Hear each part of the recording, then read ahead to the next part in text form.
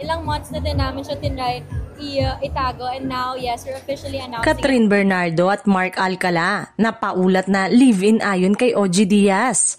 Muling naging sentro ng usap-usapan ng kapamilya actress na si Catherine Bernardo matapos lumabas ang pahayag ni OG Diaz tungkol sa umano'y live-in status nila ng rumored boyfriend na si Mark Alcala.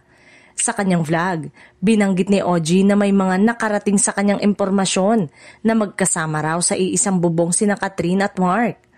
Agad naman itong naging mainit na paksa online, lalo na't marami pa ring solid fans ng aktres ang patuloy na sumusubaybay sa kanyang personal na buhay matapos ang hiwalayan nila ni Daniel Padilla. Gayunpaman, hanggang ngayon ay walang opisyal na kumpirmasyon mula kina Catherine at Mark hinggil sa issue. Nananatiling tahimik ang kampo ng dalawa at walang direktang pahayag kung totoo nga ba ang mga nabanggit. Marami namang netizen ang hati ang opinyon.